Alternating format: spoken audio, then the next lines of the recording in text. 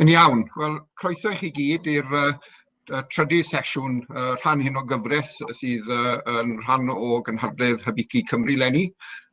Welcome to you all to the third session of the sort of series of events we have running up to the main event tomorrow with the virtual HCC conference. Really excited to have three key speakers on board. The topic of the session tonight is You Are What Meat You Eat, and what new research can tell us on nutritional benefits of Welsh Lamb. And this is based really around one of the projects that PTC are undertaking, which is the Welsh Lamb Meat Quality Project. It's a major new program to ensure that the product quality is second to none. I think we can all agree that Welsh Lamb fits into that category anyway. And the first year results have shown up some really interesting data. And we're very lucky that Welsh Government have been supporting this along with the EU. It's a funded project, and we're really grateful to them for that support. The nature of the evening, hopefully we'll have about 25 minutes of presentations, and then there'll be an question and answer. It gives me great pleasure to introduce our guest speaker. It won't be in the order they'll actually be taking part, but really pleased that Sioned Quirke can join us. Sioned is a registered dietitian and one of Wales's leading experts on weight management. She works for the Aneurin Bevan Health Board and regularly consults with the Welsh Parliament on matters regarding obesity. She's a self-confessed foodie, so am I, Sioned, so you're in good company, and loves educating people on the power of nutrition on the body. You're also a member of the British Dietetics Association, so croeso i chi, Sioned. Diolch o fod yn dod i heno. Then we've got two in-house people. We've got Dr Eleri Thomas. Eleri farms just up the valley from us, near Llynbrianne, with her husband. She's a meat quality executive at Hybiki Cymru, and is actually coordinating this project, the Welsh Lamb Meat Quality one. She was awarded a doctorate at the University of Wales for a PhD on the topic of carcass, meat, and nutritional quality of lamb meat. So you don't need a greater qualification than that, Eleri. Ac yn ddiwetha, ond dim y lleia, croeso iawn i Elwen Roberts. Diolch i chi fawr am dyradon ni heno, Elwen. Elwen is a very well-known face to many of you, I'm sure, if you especially have been to the Royal Welsh, and also she does various events in different places. Elwen is a consumer executive at Hybiki Cymru, Meat Promotion Wales. Elwen started a career in the meat industry by working for the Meat and Livestock Commission, and has worked at HCC since the start of the organisation 17 years ago. Elwen has developed a wide range of recipes and publications and incorporates consumer insight to major marketing activities at Hybiki Cymru. Last year at the annual Women in Meat Industry Awards, and this was a really well-deserved award, Elwen received the award for her work in education and consumer promotion. And I understand, Elwen, you've been working from your kitchen lately, because obviously, like all of us, you can't get out and about. But diolch yn fawr i chi, Elwen. And I think we're going to start with you. I think you've got a presentation. Before we actually launch that, there is a question and answer facility for people who are listening. If you look on the right of your screen, in the chat section, you can actually post the question and answer there. Please do it in Welsh or English, and I'll convey it to the speakers then at the end of the three presentations. So, Arna, Elwen, draw at chi. I think actually, sorry, Hugh, for interrupting. We're going to start with Larry because I'm sort of concluding, really. Sorry about that, if that's okay. No worries. My crib sheet has been corrected. I'm quite happy to start with Larry. Okay, so, thank Larry, you. Thank you. I hope you can take the stage then, virtual stage. Yeah, brilliant. Okay, thank you. And diolch, Hugh. I will be sharing my screen. Hopefully, that you can see this. Okay, thank you. Diolch, Hugh. So tonight then we will be discussing the Welsh Lamb Meat Quality Project and the initial first trial results. So this project then is in working then with the Red Meat Development Programme and is part of a three-project programme where we have the Hill Ram scheme, Stock Plus scheme, and also the Welsh Lamb Meat Quality Project. So with this work then we are looking at eating quality and also nutritional quality of Welsh lamb, and to understand how different factors can affect these quality traits, and also to understand how we can promote and use this data and this evidence then to promote Welsh lamb to further industry.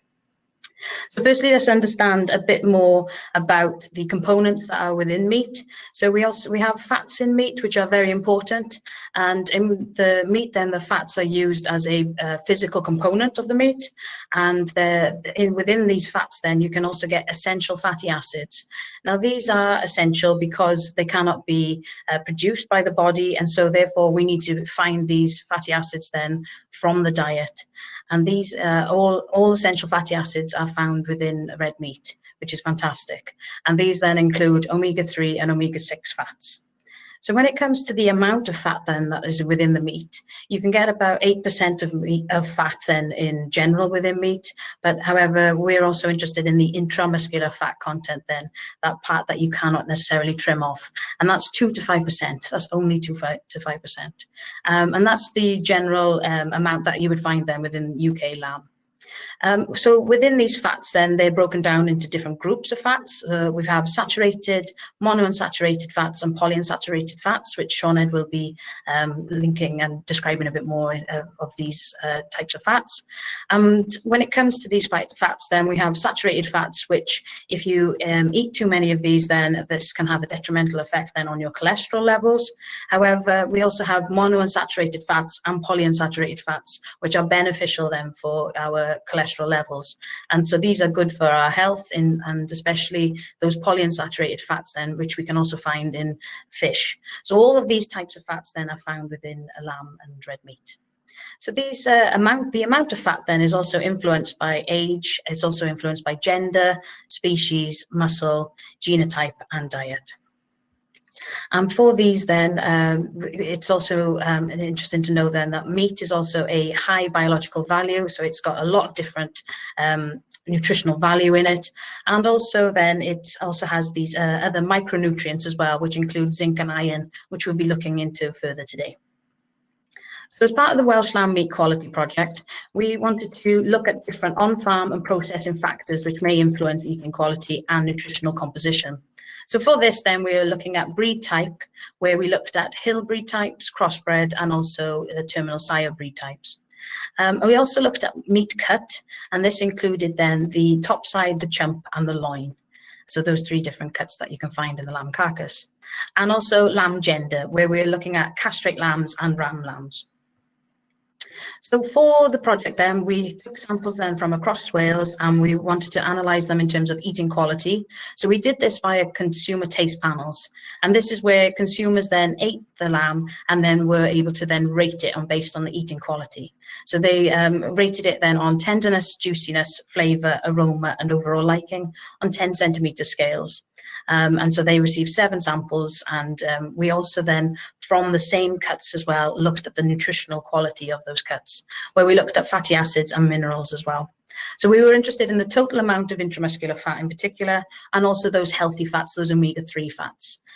Zinc and iron as well was also analysed. So for the first trial then, we used 3 different abattoirs across Wales and used 96 PGI Welsh lambs. They were sourced then from 22 farms across Wales, and we also did the eating quality, those consumer taste panels then across 3 locations across the UK, where we ate a number of different samples and tested them on the consumers, and to also gain consumer information and demographic research as well. So tonight we'll be discussing the fatty acid results. So what did we find? Well, we found that the fatty acids differed mostly then between the muscle cuts. So muscle cut had the biggest influence then on those different fatty acids. There were a few effects then that were seen with breed type and lamb gender. However, muscle cut had the biggest influence.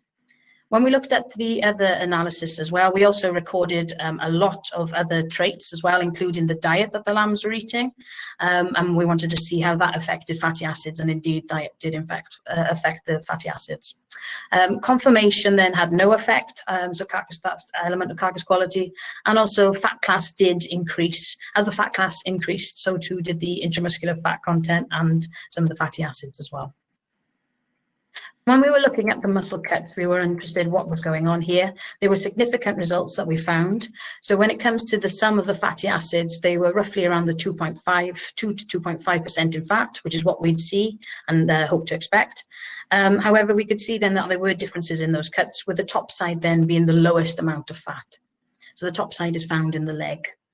This was also found in the saturated fats and the monounsaturated fats. And then when we look at those PUFA, the polyunsaturated fats, those healthy ones, we could see then that the chump then had the highest amount of PUFA, the polyunsaturated. So if we break down that PUFA then to understand what's going on there, we can see then that the omega-3s and the omega-6 fatty acids then were higher in the chump. And the omega-3 fatty acids then are the ones that you find in fish. And so if you're not a fan of fish, then perhaps you can eat Welsh lamb and lamb, as we can see here. So we were interested in seeing that N6, N3 ratio and understand more about that N3 balance and that ratio. So the lower that number, the better in terms of healthiness of the meat.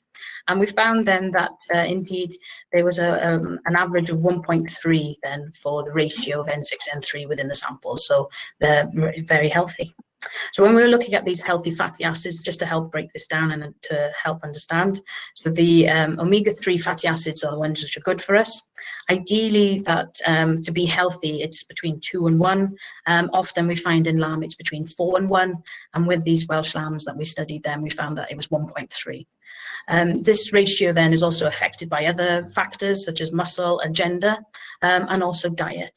So when we looked at the diet for the lambs, although this wasn't a balanced design for the trial, and we will be looking at diet further next year, we can see here then that there were differences with the diets when it comes to the amount of N3, omega-3 fatty acids.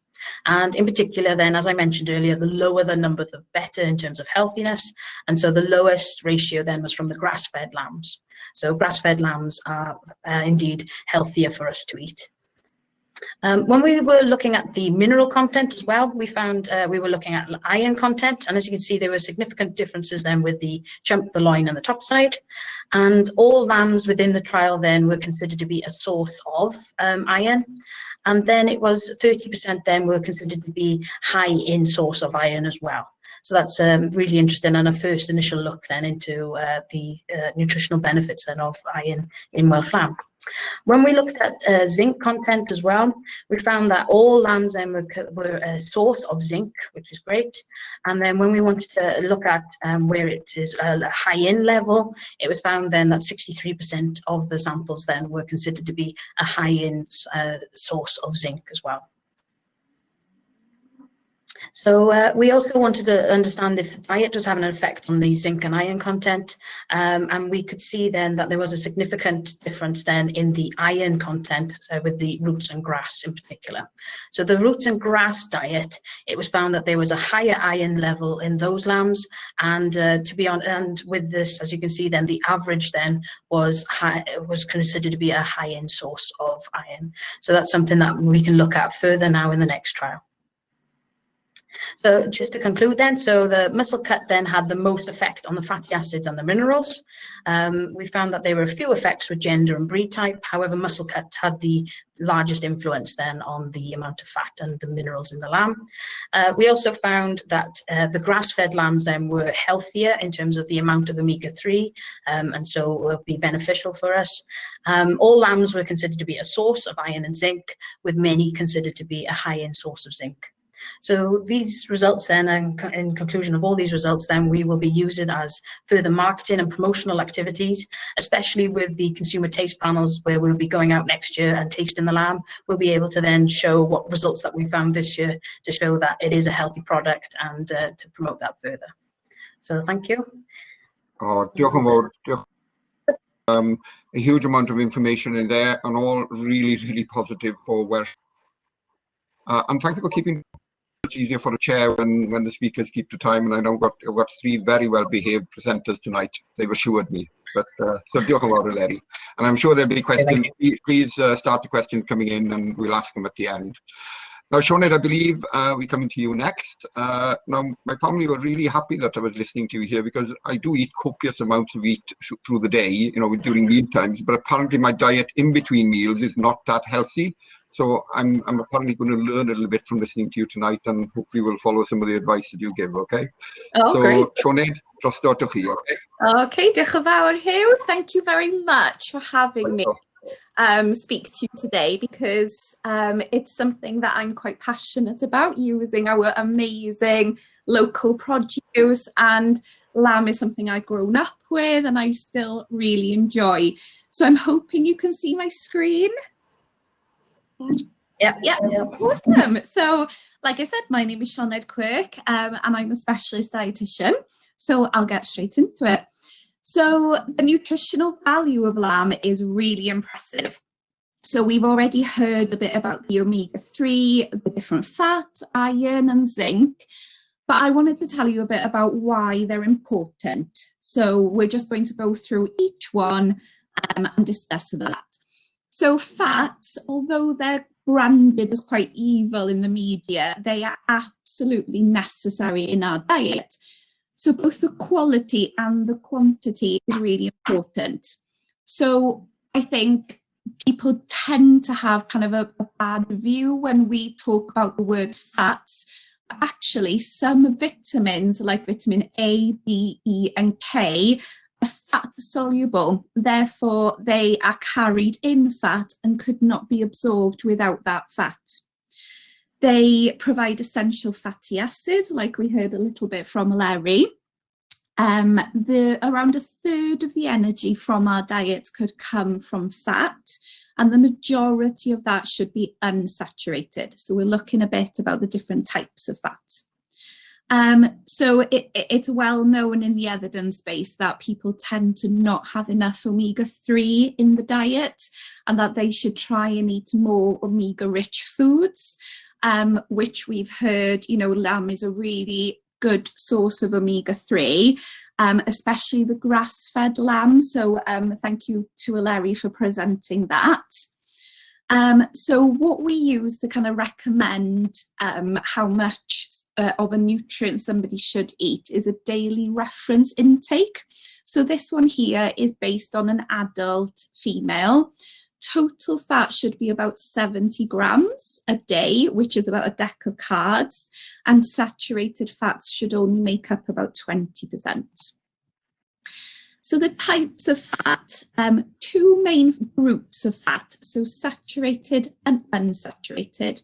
Within the unsaturated fat, there are either polyunsaturated or monounsaturated. So like we said about saturated fats, in general, they're not as healthy for us as unsaturated fat, and they are mainly found in animal products. Saturated fats have been shown to increase blood cholesterol, therefore increasing a risk of heart disease. But we know that there are things you can actively do when you are eating animal products like lamb in order to reduce that saturated fat. So the first one is to trim off the visible fat before you cook it. And I know that doesn't go down well with a lot of foodies like myself who think about the flavour, but as obviously the fat on the outside heats up, then the fat will melt into the meat, so cutting it off after cooking isn't as effective. Unsaturated fats, like we were saying, are mainly in plant foods, and like I said, they're either polyunsaturated or monounsaturated, and that's just to do with the chemical structure. We've heard about omega-3. They're called essential, like Eleri said, because we cannot produce them in the body. We have to consume them through our diet or supplements. So it's really important that we think about eating those foods. And I think a lot of people have heard about trans fat, and they've been in the press quite a bit. And those are naturally in meat and dairy foods, but at very low levels, and they're mainly found in processed foods and hard vegetable oils. We've heard about iron. It has so many different roles in the body, and I suppose different foods contain different amounts, but the most important thing to remember is the quality of the iron. So animal-based sources of iron are known as heme iron, while plant sources are non-heme iron. That's important because the absorption is dramatically different between both. So we absorb, up to 35% of heme iron, but the absorption rate kind of drops more than half for non-heme iron sources. So when people are trying to increase their iron intake and they do eat meat, then we do kind of try and encourage them to have meat sources because of that absorption. The requirements for iron is quite important that people think about how much they have, because iron deficiency anemia is quite common in the population. So adults here, we've got women need about 14.8 milligrams a day and men need about 8.7. And if you're a bit older, then that requirement for women decreases. And there's been a bit in the media about vitamin C and iron absorption, and I don't think there's enough of an evidence base for us to recommend that you must take vitamin C if you're eating sources of iron. So the next one we're on to is zinc. So this is particularly important for immunity, cognitive development, wound healing and bone metabolism. Again, the body doesn't actually produce zinc, so we have to obtain it through food or supplements. Red meat, especially lamb, is a really good source. So for people that are concerned about their zinc intake, it's a really good way of trying to make sure they have a little bit more. Requirements here are milligrams squared a day. Women require 7 and men require 9.5. And red meat, especially rat lamb, provide the majority of zinc in our diet. So on to protein. So lamb is mainly a mix of protein and fat. We all know that protein is really important and it encourages lean muscle mass. So it's really important throughout all the ages, especially for older people who may be losing some muscle mass if they're not as active. Lamb is a really rich source of protein, and depending on the cut, like we've heard Eleri talk about, it can contain up to 30 grams of protein per 100 grams, which is a really high source. Very similar to iron, the quality of the protein that we eat is really important. And the amino acids, which are the little things that make up proteins, vary between food sources. So I think the important thing to remember here is lamb actually contains every amino acid that we require. Therefore, we class it as a complete protein source. So there's not a lot of other food sources that have that complete protein and amino acid profile. We tend to encourage people to try and have the complete sources. Other nutritional benefits of lamb, I'm not going to read these out, but you can see there's a table with vitamins and minerals. RDA stands for recommended daily allowance, and that's for an average adult male. So you can see that lamb is an excellent source of B vitamins, particularly vitamin B12, which is really important in the production of blood. So you can see 38% per gram is a really high source. Again, we looked at zinc, which is a mineral, but also look at the impressive profile of selenium, which is really difficult to obtain in other foods, and also phosphorus, and we spoke about iron. So a really kind of interesting nutritional profile that people don't kind of automatically assume that lamb would provide. And I obviously can't leave without talking about a balanced diet. I am a dietitian at the end of the day. So the picture here is the Eat Well guide, which shows what kind of proportion of foods should make up our diet. And protein is the pink one there at the bottom. It's really important for our health to make sure that we have a balanced diet. That means that we get all the essential vitamin, minerals and nutrients that we require to be as healthy as we possibly can. So a portion of meat is 60 to 90 grams, And for red meat in particular, we say no more than 70 grams of red meat a day.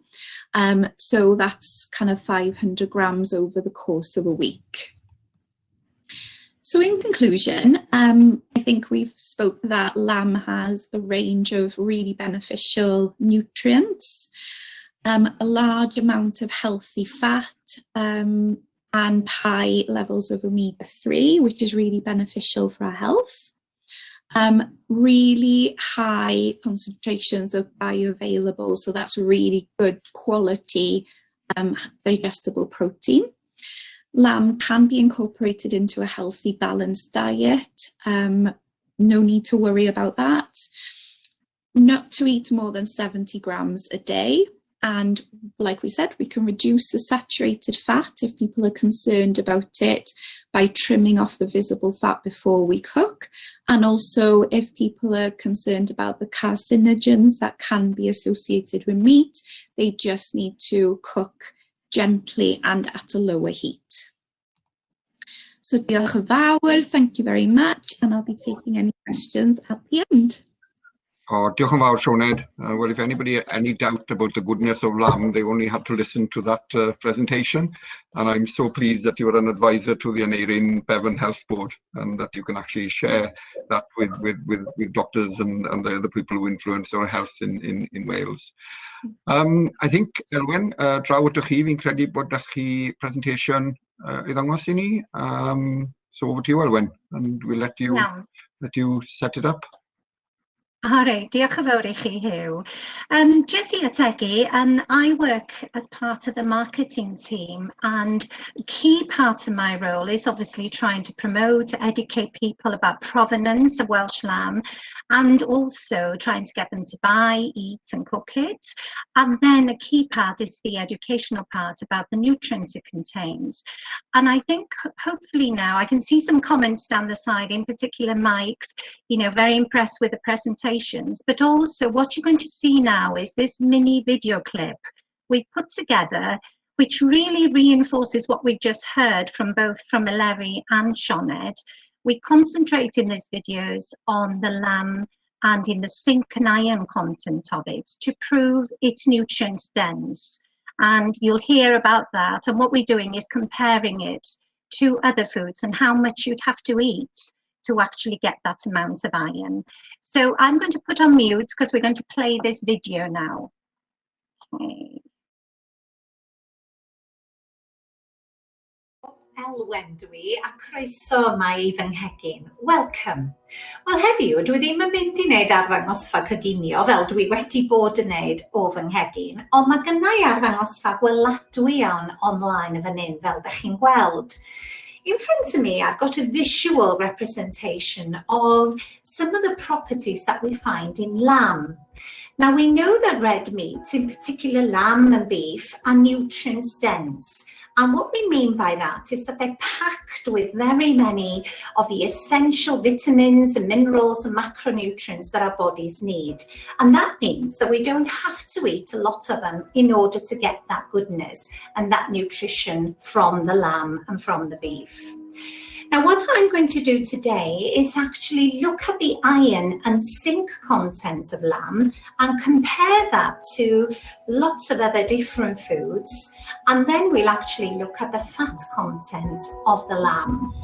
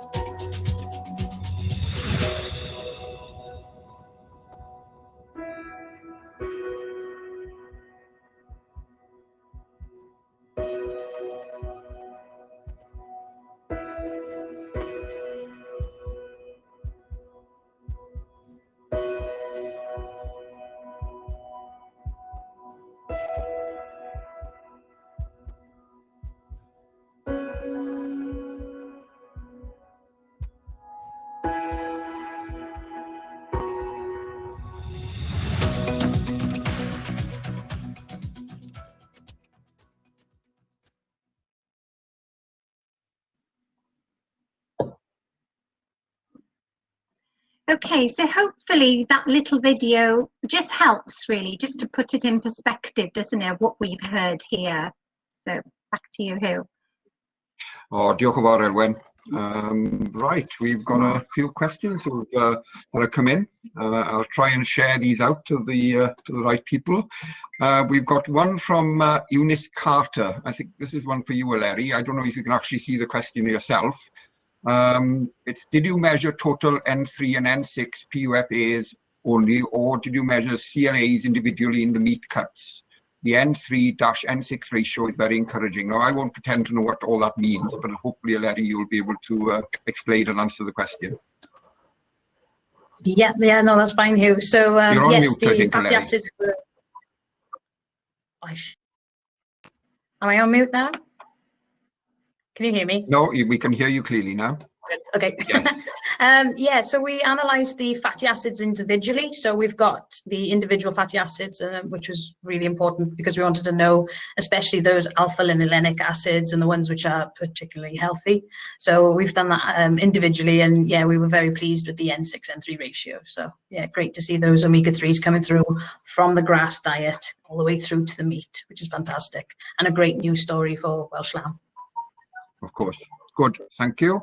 I think the next question is for you, Sioned. It's from Wyn Evans. Fantastic presentations. How do we put the health benefits of lamb over to the health lobby, who have in the past not been too complimentary maybe to red meat? Yeah, I think this is the trouble, isn't it? How do you get the message across? I'm not sure I can answer that one, but I think that we can all be advocates for how, you know, we've now shown through a really good quality research project that, you know, there's a really good reason why people should eat Welsh lamb. So I suppose infiltrating slowly and surely is the only thing that we can do. Unfortunately, you know, red meat has had such a bad press, and it's really difficult to reverse to those messages once they're in people's heads. But I think people do generally really enjoy eating lamb. So when people come to clinic and see me and I say, of course you can eat lamb, of course you can eat red meat, they're over the flipping moon. So it's just about getting that message across, surely, but slowly. And probably a supplementary to that from Glasnant, fellow Glasnant from Aberhonddu.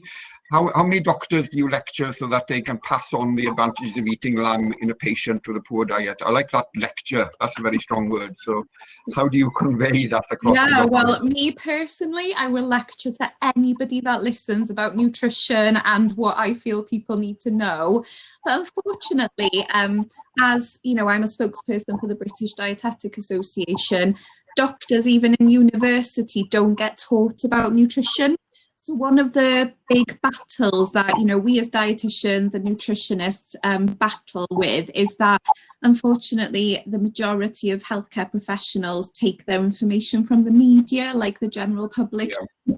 So we're trying and pushing for nutrition to be on the curriculum for all health professionals, but it's difficult. We're trying. That's great. And Yes, I'd like to come in there really, because what I'd like for everybody that's on this session after, if you actually click on the Expo button, which is on the left there, we've put together a little preview of all the resources that we've actually got for health professionals. I think the point Sioned just made there is very important. And when we speak to health professionals, in particular maybe practice nurses, and some dietitians who obviously tell people what to eat, what they say to us is, you know, especially health professionals, they don't actually have a lot of information to give. So we've created a vast area on our HCC trade site, and you'll be able to see there's fact sheet, infographics, health claims, everything is up there. And we will certainly be reviewing and updating them based on, you know, what Sioned has said and what Eleri is finding in this project. But please have a look. It's a little preview what we do there with health professionals. And we do actually attend nursing in practice conferences annually. This year we're doing that virtual, and that's currently ongoing. But that's again so that we can get these important messages out to people who tell us what to eat. Yeah. And that probably answers the question. He wants to mum and his veggie friends. So hopefully that answer that Elwen has given you actually access information will be of help to you. Got a question from Ale Jones. The market for dietary supplements is enormous. Can it ever be a substitute for good balanced diet? Now, Sioned or Elwen? Probably more for Sioned, I would have thought. Yeah, so dietary supplements definitely have a place.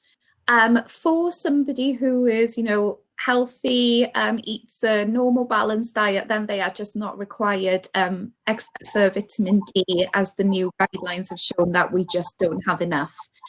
Vitamins and minerals can never replace eating them through the diet, and that's a little bit to do with the absorption. So the same as I was saying about heme iron and non-heme iron, not all vitamins are created equally. So if it's a natural source, the intestine has been designed to be able to absorb that. Whereas where it's in a supplement, so a tablet or a liquid, it doesn't matter, it is not absorbed as well. So for people who are taking supplements that are prescribed, they'll usually be over-prescribed to them to try and make up for that deficit of absorption. So in my personal opinion, no supplement can ever replace food sources. But obviously, there are some conditions where they're needed and they have to be had. Okay, your 4 minutes left. This is one for you, Eleri, from Elwen Roberts. Emlyn. With the stats available about the nutritional benefits fed Welsh Lamb to our diet, and for getting this very important message out to the public. So really, what's your dissemination plans for this project, Eleri? Yep, so we've got a detailed communications plan where we are getting our messages out, especially as infographics and as David Jarrett was saying, those short, sharp messages, and to make sure that consumers are aware of the benefits of lamb. So videos like Elwen's video is perfect for that. It's just to show how good a product Welsh Lamb is in terms of its nutritional value. Okay. A supplementary for you as well, Larry, from Austin Knight. How did you go about measuring the fat content in the lamb, and then which method was used to measure the fatty acid composition? Yeah, so that was done then in a lab-based methodology.